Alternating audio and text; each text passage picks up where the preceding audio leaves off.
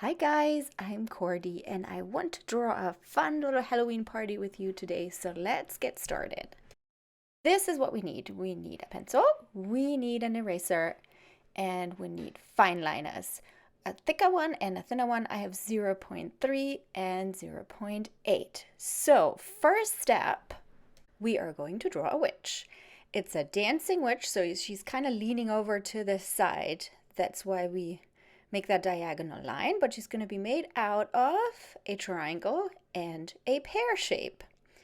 Very simple. Draw in the head shape with the fine liner, adding eyes, crazy eyebrows, and a witchy nose, also a triangle pointing downward, and a grinning mouth with teeth, and then a wart on the chin. Obviously, the witch needs her witchy pointy hat, and I like to draw some twigs on it just to make it even more witchy.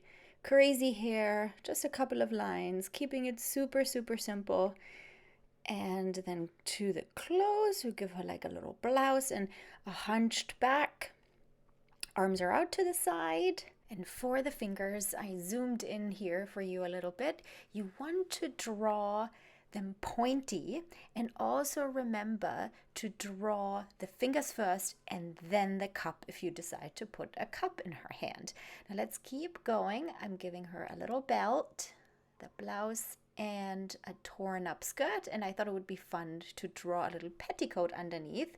So just give some squiggly lines here, and then the legs with a shoe. One leg is up and the other one down, and the tights are stripy.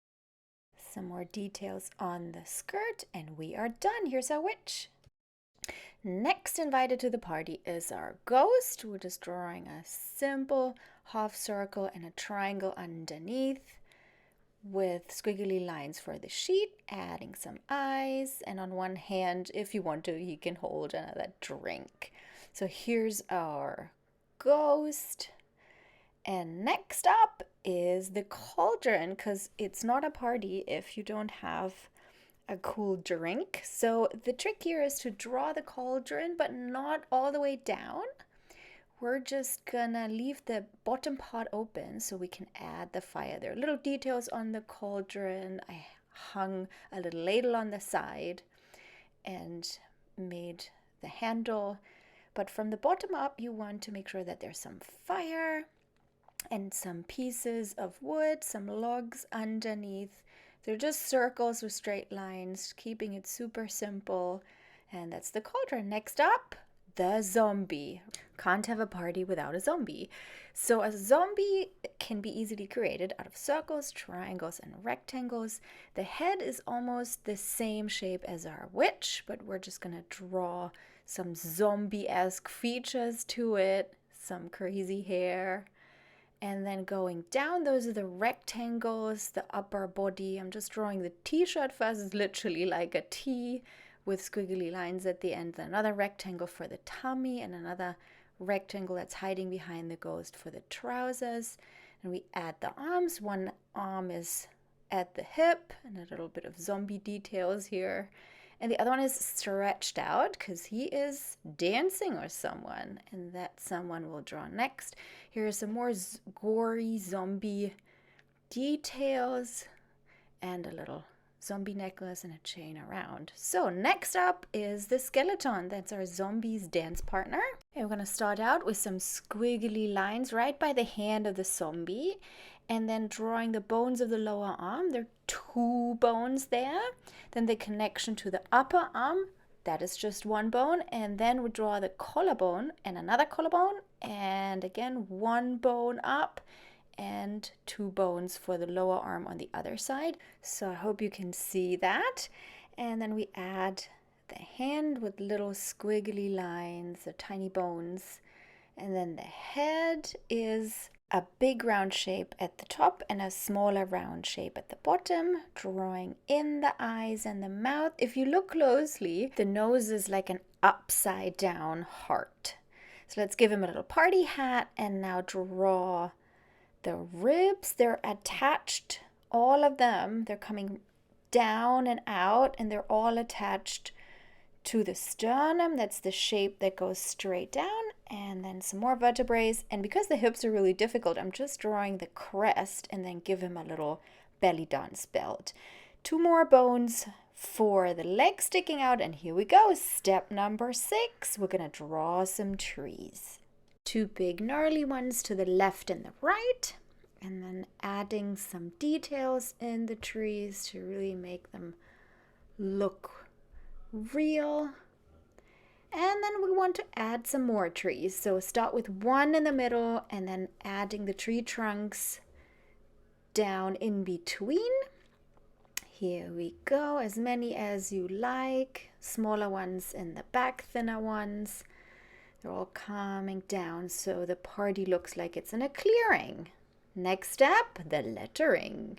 I thought it would be cute to make this a Halloween card, so I'm going to write Happy Halloween in the center there with my pencil.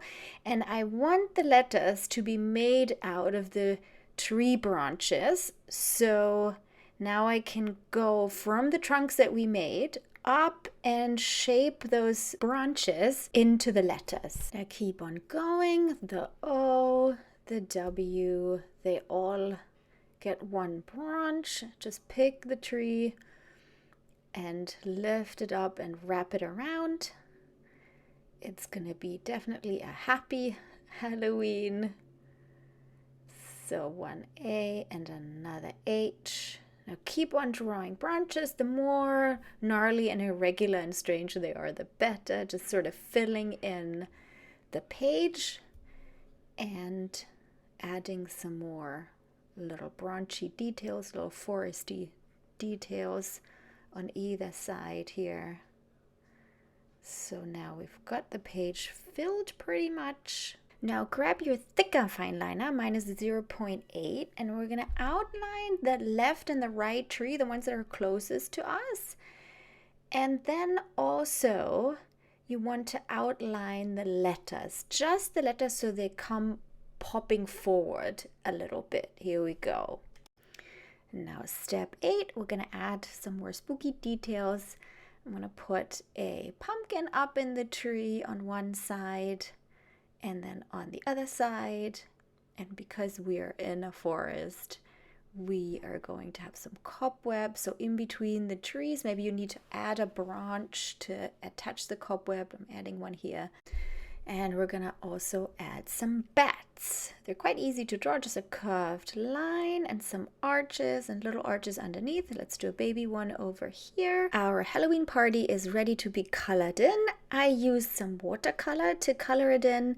You can use whatever you like. I just have another little tip for you here. You can use some charcoal and pastels. I like to use them as pencils, just to add some extra spookiness. The white pencil, for example, the white pastel pencil is really good to sort of create like a haze. This gives the illusion that the trees are sort of pushed back, they're further in the background. Another fun way to create a little drama is using your charcoal to darken the background around your letters, and maybe at the bottom a little bit, so it's a bit of a messy work because you get your fingers dirty, but it makes for a really cool and spooky effect.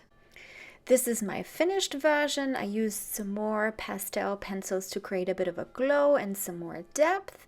If you'd like to know more about how this technique works, then hop on over to Skillshare. I have a whole class on there about how to create depth in your drawing. If you click the link below, you get 1 month free, and maybe you want to pop on over to my channel and subscribe for some more easy drawing fun.